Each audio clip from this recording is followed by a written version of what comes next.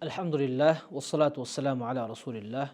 Alloh subhanahu va taologa hamdlar, payg'ambarimiz sollallohu alayhi vasallamga durud salovatlar bo'lsin. Mana aziz birodarlar, Alloh subhanahu va taolo muborak Ramazon oyiga ham bizlarni yetkazdi va mana bu Ramazon muborak oxiriga yetib ham qoldi. Azizlar, albatta inson bu xatodan bo'shmas.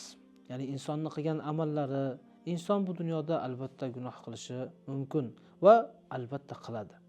Endi Alloh subhanahu va taolo gunohlarimizni qaysi tariqalar bilan kechirishligini payg'ambarimiz sollallohu alayhi vasallamni tillari bilan va o'zi ham Qur'onda bayon qilib o'tgan. Mana azizlar, hammalarimiz inshaalloh Ramazonda ro'zalarni tutdik, qiyomul laylarni qildik, xatm Qur'onlarga qatnashdik. Lekin o'sha yerda bo'lgan ba'zi bir kamchiliklar bo'lishi mumkin. Ibodatimizda, muomalamizda, savdo-sotiqimizda bir gunohlar, xato kamchiliklar bo'lishi mumkin. Payg'ambarimiz sollallohu alayhi vasallam aytadi: "Sadaqatul fitri vajibatun ala kulli muslimin." Sadaqa fitr berishlik bu har bir musulmonga vojib. Ya'ni shunda bir musulmonlarga vojib, qaysi insonlarga zakot vojib bo'lsa. Nima uchun desa, tu'matan lil masakin. O'sha miskinlarni hojatini bitirishligi uchun va o'sha sadaqalari ro'za tutganlarni Ramazon oyida qilgan xato kamchiliklarini kechirishligiga ham sabab bo'ladi deb payg'ambarimiz sollallohu alayhi vasallam aytib ketgan. Demak azizlar, bizni qilgan xatolarimizni kechirishligini bitta tariqasi shu, va sadaqa fitr berishlik. Albatta sadaqa fitr berishning hukmi Hanafiy mazhabida vojib bo'lib hisoblanadi. Kimlarning moli oltin yoki kumushni miqdori bilan o'sha nisobga belgilangan nisobga yetgan bo'lsa, u insonlarga sadaqa fitr berishlik vojib bo'lib hisoblanadi.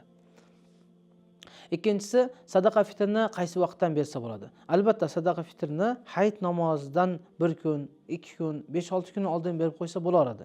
Lekin eng afzali sadaqa fitrni berib namozga kiradigan bo'lsa, bu yaxshiroq bo'ladi. Mana bugun hayit o'qiymiz deganda ertalab bomdoddan oldin yoki qaysi bir vaqtda, xullas kalom hayit namozi o'qilishidan oldin sadaqa fitrni berib boradigan bo'lsak, bu albatta maqsadga muvofiq bo'ladi va shariatimizning talabi ham shunday. Endi keyingi masala, sadaqa fitrni hayit namozidan kechiktirsa bo'ladimi? Yo'q.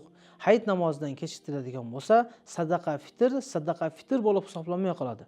Ya'ni inson o'zining vazifasini bajarmadi, oddiy sadaqa bo'lib qoladi.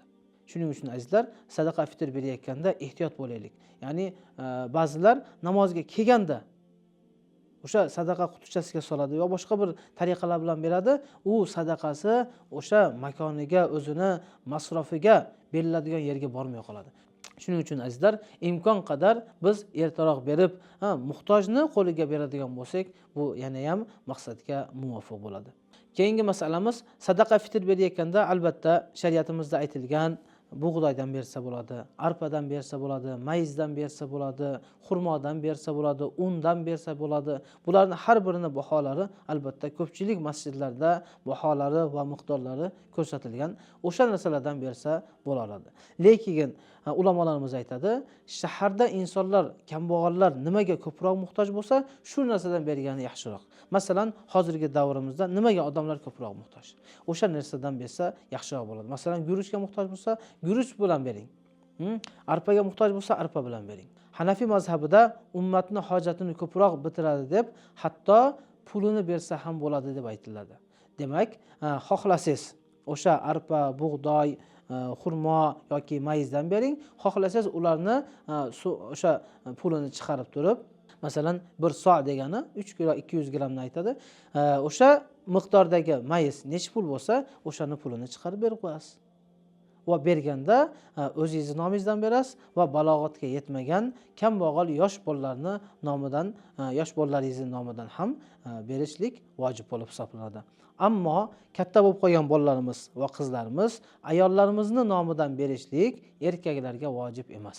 Ayollar o'zi nomidan beradi agar puli bor bo'lsa. Va farzandlarimiz ham o'zlarining pulidan beradi agar puli bor bo'lsa. Bu balog'atga yetgan farzandlarimizning hukmi shunaqa. Keyingi masala aziz birodarlar, sadaqa fitrni kimlarga beramiz va qaysi odamlarga bersa bo'ladi? Albatta ki sadaqa fitr bu kambag'al, muhtoj odamlarga beriladi. Lekin o'sha muhtoj odam sizni yaqinlaringiz, ya'ni ota-onangiz yoki farzandlaringiz bo'lmasligi kerak. Undan uzoqroq yaqinlar, ya'ni aka-ukaga bersa bo'ladi. kuyov bola, kelin, qaynona, qaynota yoki tog'a ammalarimizga, xolalarimizga bersa, bu shariatimizda ruxsat beriladi. Zakotni ham, ya'ni bir qisqa so'z bilan aytganimizda, zakotni kimlarga berishlik joiz bo'lsa, sadaqa fitrni ham o'shalarga beramiz. Alloh subhanahu va taolo barchalarimizni qilgan ibodatlarimizni qabul qilsin va shu sadaqa fitr orqali qilgan xato kamchiliklarimizdan Alloh taolo tozalab va Alloh taolo jannatga loyiq insonlardan qilsin. Assalomu alaykum va rahmatullohi va barakatuh.